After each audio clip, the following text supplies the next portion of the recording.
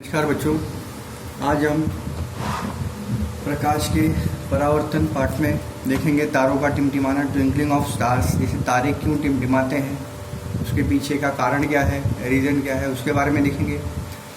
तो देखिए, स्थानीय वायुमंडल का प्रकाश के अपवर्तन पर थोड़े पैमाने पर प्रभाव होता है। उपयुक्त उदाहरणों में रास्ते के पास या रेगिस्तान के पृष्ठभाग पर तथा ज्वाला के ऊपर की हवा गर्म होने पर होने के कारण वह विरल हो जाती है और उसका अपवर्तन कम हो जाता है। आप देखते हो कि होलिका के समय जब होली जलती है तो उस हवा के आर पार देखते हो तो हर चीज़ें आपको क्या होंगी, हिलती हुई दिखाई देती होंगी।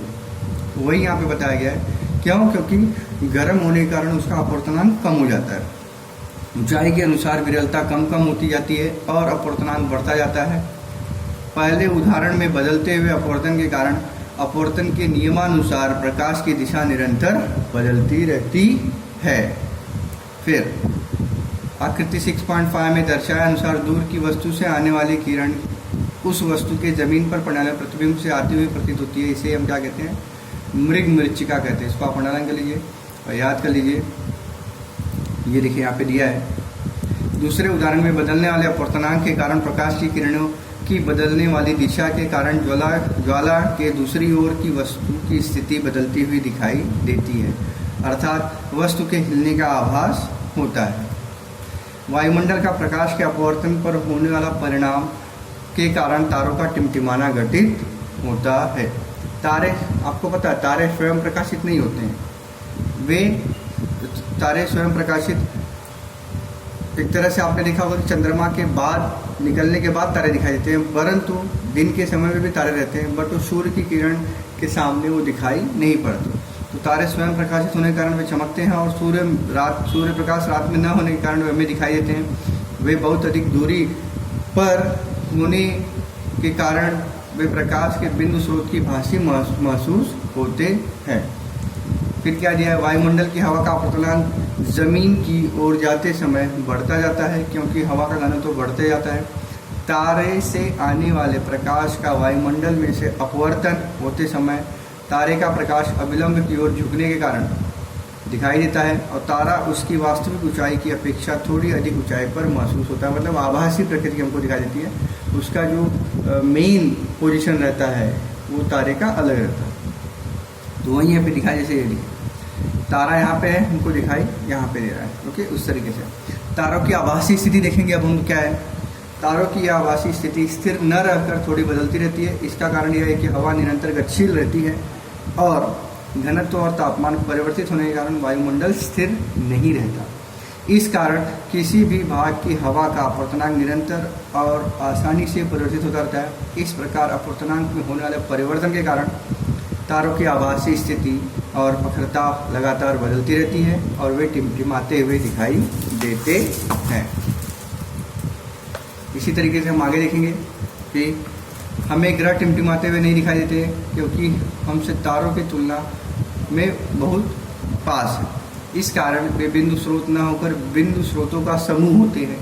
वायुमंडल की परावर्तित हुई स्थिति के कारण इनमें से कुछ बिंदु अधिक चमकदार तो कुछ बिंदु कम चमकदार होते हैं। उनका स्थान भी परिवर्तित होता है, परंतु उनकी औसत चमक स्थिर रहती है और उनका औसत स्थान भी स्थिर रहता है। तो यही दिया है।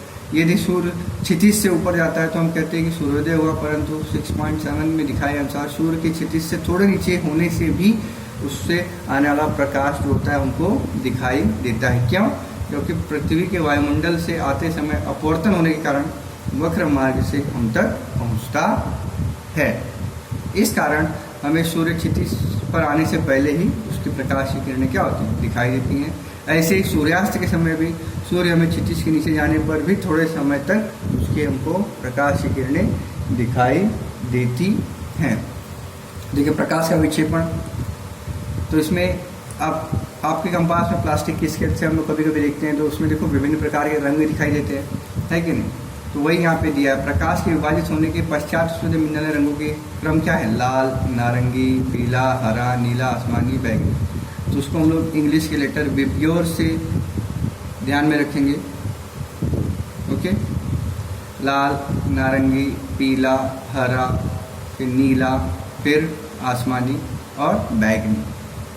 वायलेट को बोलते हैं, वायलेट और इंडिगो आसमानी और बैगनी। तो इस तरीके से हम ध्यान में रखेंगे उसको। फिर आपको विदित है कि प्रकाश विद्युत चुंबकीय तरंगों के रूप में होता है। तरंग का महत्वपूर्ण गुणधर्म तरंग दैर्घ्य होता है, वेवलेंथ जिसको बोलते हैं हम इंग्लिश में। हमारी आंखें जिन तरंगों को प्रति संवेदनशील होती है उसका रेंज होता है 400 से 700 नैनोमीटर के बीच में होता है, याद रखिए। इनके बीच विभिन्न तरंग दैर्घ्य की तरंगें हमें ऊपर लिखे गए विभिन्न रंगों की दिखती हैं। लाल रंगों की तरंग दैर्घ्य सबसे अधिक होती है 700 और सबसे कम जिसकी होती है बैगनी 400। तो निर्वात में सभी आवृत्ति के प्रकाश तरंगों का वेग समान होता है, परंतु पदार्थ माध्यम में इन प्रकाश तरंगों का वेग समान नहीं होता और वे विभिन्न वेगों से गमन करती हैं। ठीक है, यहाँ पे दिया गया है किसी भी पदार्थ माध्यम में से प्रकाश के अपने घटक रंगों के पृथक्कृत होने की प्रक्रिया को क्या कहते हैं? वर्ण विक्षेपण, प्रकाश का विक्षेपण कहते हैं। देखिए यहाँ पे दिया गया प्रिज्म दिया गया है, प्रिज्म में से क्या हो रहा है? प्रकाश का विक्षेपण हो रहा है। तो सर आइजैक न्यूटन ने सर्वप्रथम सूर्य के प्रकाश का वर्णन प्राप्त करने के लिए प्रिज्म का उपयोग किया। जब श्वेत प्रकाश का प्रिज्म द्वारा 7 रंगों में विक्षेपण होता है तब आपतित किरणों की तुलना में विभिन्न रंगों और विभिन्न कोणों से झुकते हैं। इसमें सबसे ज़्यादा झुकने वाला ये है कौन सा? बैगनी। और सबसे कम झुकने वाला कौन सा है? रेड यानी लाल। बैगनी रंग सर्वाधिक झुकता है यहाँ पे देखिए, और इसके कारण प्रत्येक रंग की किरण अलग अलग मार्गों से बाहर निकलती हुई होती है, और लाल रंग सबसे कम झुकता है। इस प्रकार दिखाए अनुसार हमें 7 रंगों का वर्णक्रम प्राप्त हुआ है। तो आज के लिए इतना ही करेंगे, इसको आप पढ़िए, रिवाइज करिए, फिर नेक्स्ट पीरियड में नेक्स्ट सीखेंगे। धन्यवाद।